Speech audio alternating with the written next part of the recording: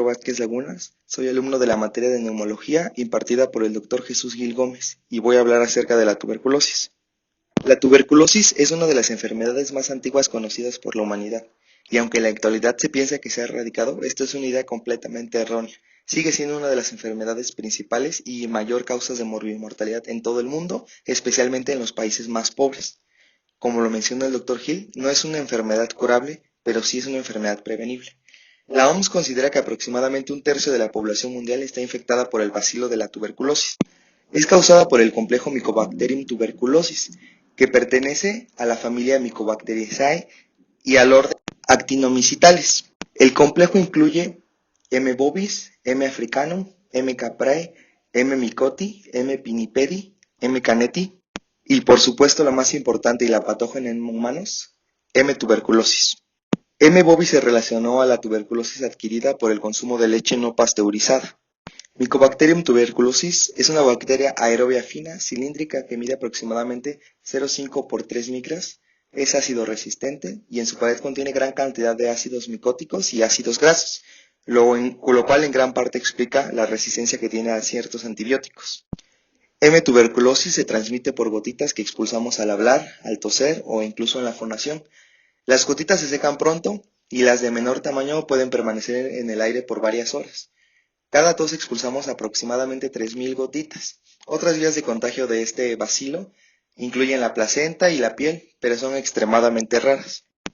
Los pacientes con esputos que contienen AFB son más contagiosos. Pacientes con frotis de esputo negativo y cultivo positivo son menos contagiosos. Pacientes con cultivo negativo carecen prácticamente de contagiosidad. Recordar que al hablar de AFB nos referimos a Acid Fast Bacillus. El desarrollo de la enfermedad va a depender de distintos factores, tanto endógenos como exógenos, en los cuales destacan principalmente predisposición natural, eficacia del sistema inmunitario, y en cuanto a los exógenos tiene mucho que ver el nivel socioeconómico, ya que como se mencionó antes, esta es una enfermedad que predomina en los países más pobres. Podemos encontrar la enfermedad de tuberculosis en dos maneras distintas. La primera es la tuberculosis primaria y la segunda es la secundaria. La primera es secuente a la infección y la secundaria puede ser una reactivación de una tuberculosis latente y se forma frecuentemente en patrones radiológicos de cavidades y es muchísimo más infecciosa que la tuberculosis primaria. Otro factor que influye en el riesgo de enfermar es la edad. Infección reciente, trastornos coexistentes, insuficiencia renal, diabetes mellitus muy importante, el uso de drogas intravenosas, un tratamiento inmunosupresor, trasplante, desnutrición, bajo peso, el uso de tratamiento, el tratamiento con corticoides sistémicos. Y cabe mencionar aquí que los factores socioeconómicos, como se mencionó en la diapositiva anterior, juegan un papel sumamente importante. El factor de riesgo más importante es el VIH, o al menos así se consideraba antes, porque hoy juega un papel igual de importante la diabetes mellitus, ya que favorece el desarrollo de la enfermedad y dependiendo del grado de inmunosupresión se va a presentar más grave o menos grave la enfermedad. En general, la mayoría de los pacientes infectados desarrollarán la enfermedad al primer o segundo año posterior a la infección. La tuberculosis no tratada suele ser totalmente letal. Hasta un tercio de los pacientes fallecerán al año posterior del diagnóstico no tratado y la mitad a los 5 años. Pero la esperanza es que con el tratamiento adecuado y oportuno diagnóstico, esta enfermedad tiene muy buen pronóstico.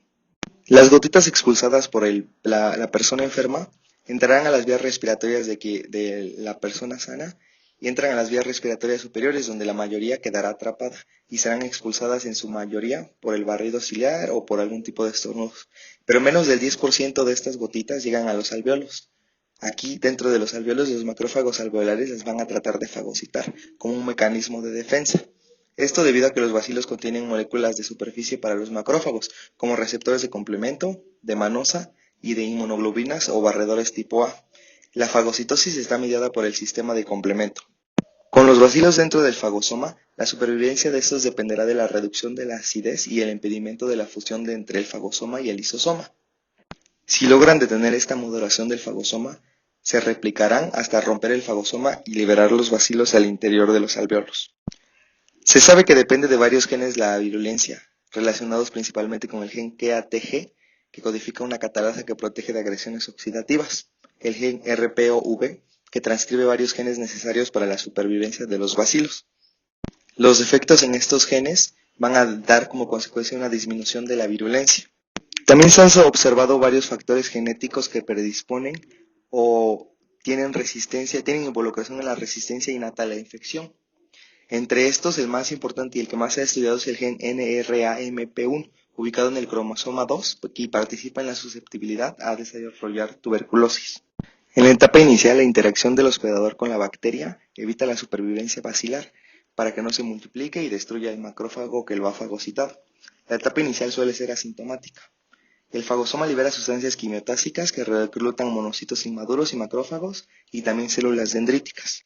De 2 a 4 semanas posteriores a esta infección se desarrollarán dos respuestas del hospedador a M. tuberculosis. Ambas respuestas inhiben al bacilo y el equilibrio entre ambas determinará la forma en que se presentará la enfermedad.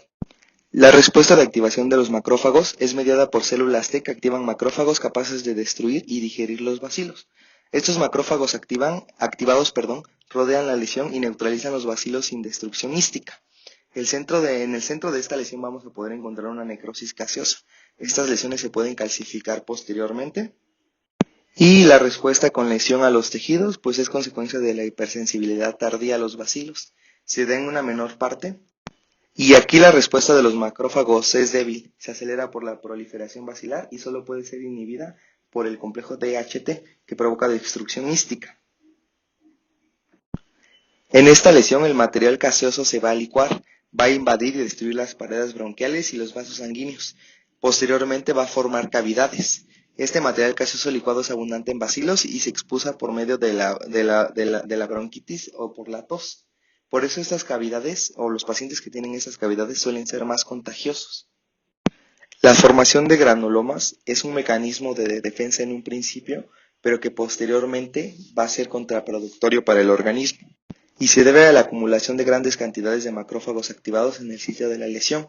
Va a formar lesiones granulomatosas, que es lo que le da nombre a la enfermedad, porque las lesiones parecen tubérculos. En un principio esas lesiones pueden estar limitadas al crecimiento de los bacilos, pero posteriormente va a destruir a los macrófagos y va a provocar una necrosis en el centro del tubérculo. Pues como les mencioné, es un mecanismo que principalmente es de defensa, pero posteriormente va a afectar. En la inmunidad celular actúan dos células, macrófagos y células T, sobre todo linfocitos T CD4, que van a producir protección por medio de citocinas. Estas citocinas son causantes en gran mayoría de síntomas como la fiebre, la pérdida de peso y los granulomas. La participación de los linfocitos T, pues los macrófagos, los monocitos y las células dendríticas van a activar los linfocitos T, en especial TCD4 y CD8, lo que activa y prolifera linfocitos T. Estos van a defender al hospedador. Podemos explicar por qué defectos cualitativos o cuantitativos en los linfocitos T nos van a explicar por qué la incapacidad de pacientes como por ejemplo con VIH o con diabetes mellito o algún tipo de inmunosupresión van a ser más susceptibles a esta enfermedad. Y bueno, la prueba de la reactividad cutánea, pues este mecanismo va a ser gracias a los linfocitos TCD4 previamente sensibilizados, los cuales se traen al sitio donde se realiza esta prueba y ahí proliferan y van a producir citocinas. Manifestaciones clínicas.